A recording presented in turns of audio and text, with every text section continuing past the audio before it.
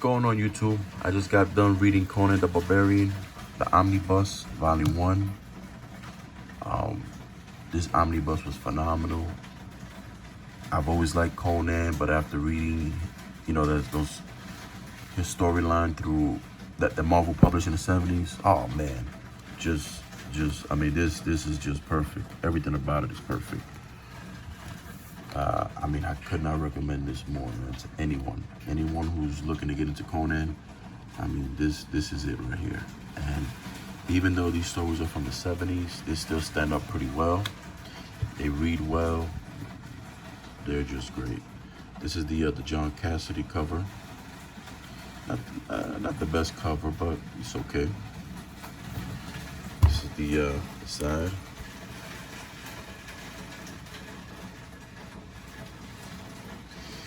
And this is the back. So it pretty much prints Conan the Barbarian #1 all the way down to number 26. Plus you get Savage Tales #1, I believe, and #2, and you get Chambers of Darkness. So you basically get all of Conan's first appearances. Plus you get Roy Thomas. Before he wrote Conan, 6 months prior to that, he did like a prototype of Conan, and it appeared here. Basically, it's Conan without the name. So, I mean, all that noise you hear in the background is the rain. So it's thundering right now here in New York. So try to ignore that if you can. Let me take this dust jacket off. So this is the back. Nice looking back. I like that design. It's the side. Same as the dust jacket.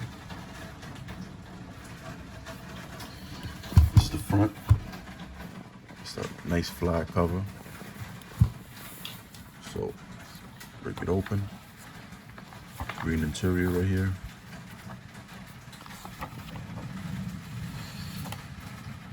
Roy Thomas likes to talk, man. He likes to explain everything in detail. I mean, with this book, you're gonna know everything you need to know about Conan. So this is the Conan prototype that he wrote. I haven't read this particular issue yet. I was saving this for last, and when I bought this, I just wanted to read the Conan. But now that I'm done with that, probably tomorrow I'll read this last issue. But basically, it's Conan. If you look at issue 1, Conan, this guy, they're the same, and I think his name is Star the Slayer or something like. Yeah, right here, Star the Slayer. So that's Conan #1. As you read the Omni, you see Barry Windsor Smith's artwork just, I mean, elevate to a whole different level, man. Right here, it looks very Kirby-ish. But I mean, as he goes on, man, it just gets better and better and better. And to me, he is the Conan standard. Still issue #1. Looks a lot like Kirby.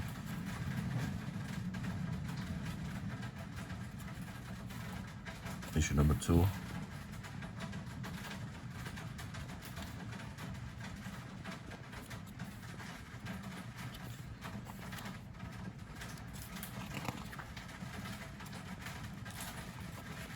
#3. This one was one of my favorite stories, The Grim Great God.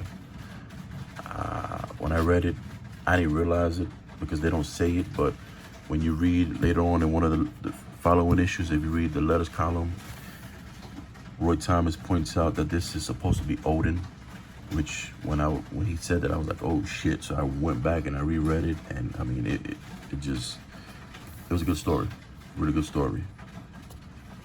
A lot of these stories were either written by Robert E. Howard, or there were stories that Robert E. Howard wrote that weren't Conan stories, and Roy Thomas was able to incorporate those stories into the Conan history, which was pretty cool. And they fit pretty well. I mean, I didn't even know that till he started talking about it, and he tells you like what the stories originally were, and just really good stuff.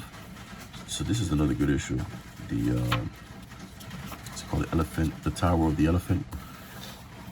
Really good story.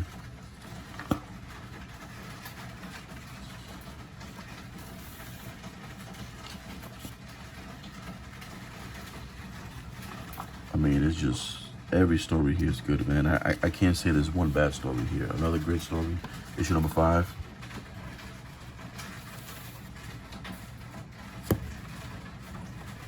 Jump a little further into the book. And I mean, you know, initially all the first set of stories are basically one shot, you know, one shot and done stories. But you know, he continues traveling, but each issue is contained within itself, you know. It is until when you get to the towards the end of the omnibus that you see Roy Thomas starts creating these this is a good story too. He starts creating like story arcs. So, but don't get it twisted, all the stories do go together and they flow together, and they, you know,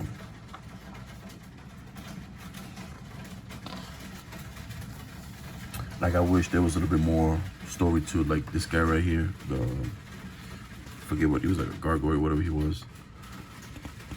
But you know, Conan meets him, fights him, kills him, and that's it. Like I wish I would have liked to know a little bit more background about this guy, where he came from, other than he's just the last of his kind.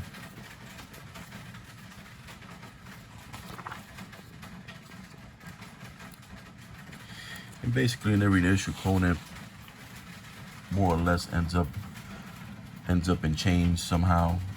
A lot of times I don't even explain it. He's just in chains, and he meets a damsel in distress, and either she gets killed or she betrays him. There's always something, you know.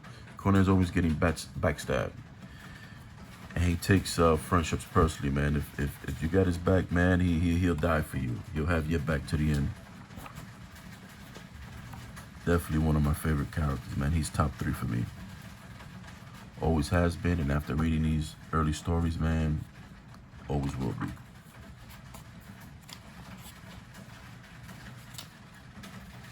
Here he fights a giant spider. And it's cool because, you know, it includes the original letters.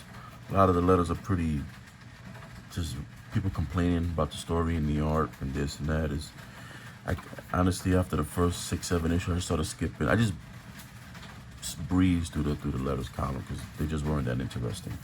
This is a cool one with it's a 2-part. This was the first 2-parter. So this was Lrick from Melbourne teamed up with Conan. First they fought, then they teamed up. I didn't know that Lrick was belonged to someone else. It's not a Robert E. Howard character, but it was pretty cool to see them team up. It's different.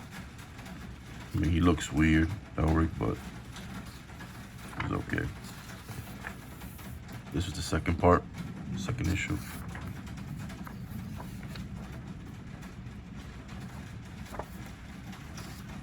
So this story originally was printed in Savage Sword of Conan #1, which they actually reprinted it back as well. It was black and white before, when they put it in the Conan the Barbarian series, they recolored it. They colored it in, so you know, you'll get to read it in color, then you get to read it in the black and white in the back of the book. But in, you know, the black and white version from the Savage Sword is more sensitive. You see a little nudity, which they don't do here, because you know, with the magazines there wasn't censorship at the time. Just the comics were censored. This is another great story too.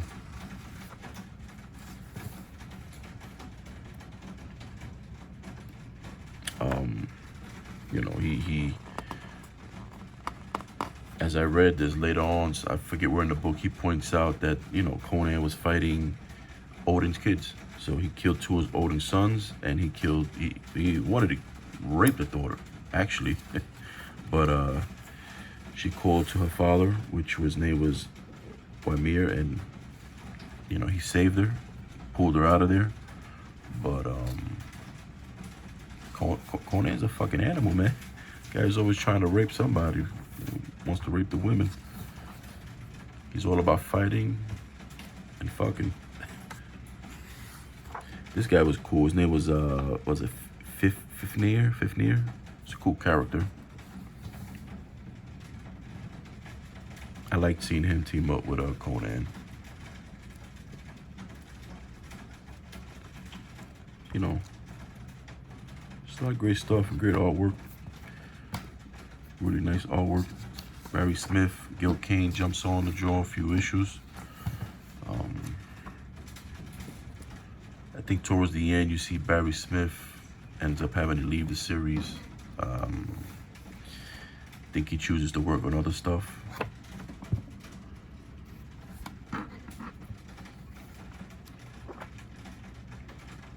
Here's Red Sonja. So she's also here for a couple issues.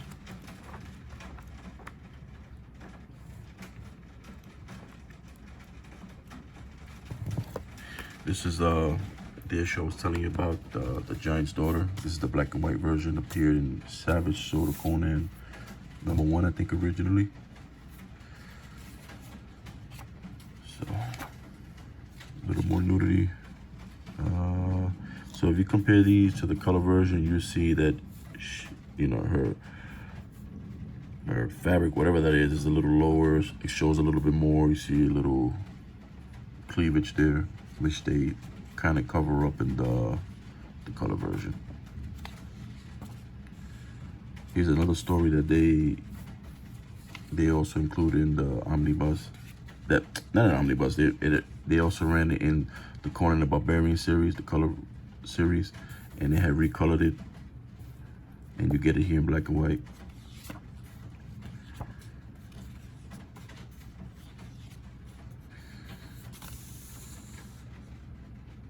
These are some of the extras here.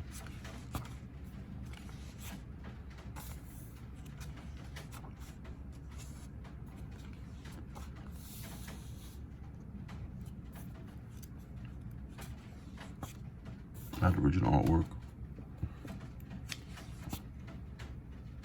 So that issue with the Grim Gray God, #3, this was supposed to be the original cover, but they ended up changing it.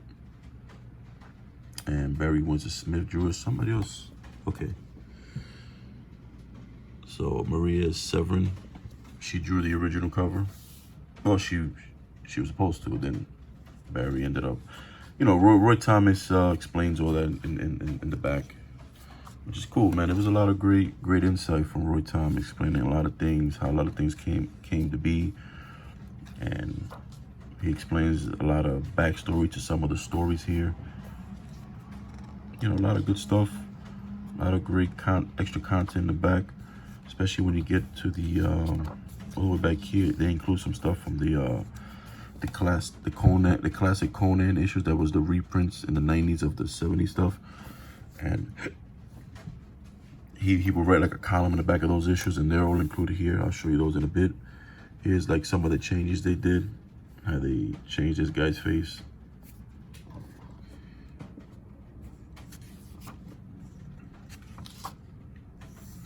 Here's some of the changes they did for the comics code to, you know, to take the book from the black and white version to the color version. So they censor a few things. Covered up a little cleavage. Covered up a little skin right here, as you can see. If you look at here, and then they cover it up there. If you look at here, her cleavage, it's a little more exposed in here, so they cover it up a little bit more. So you get those kind of things. Another great examples here. Cover up her buttocks a little bit.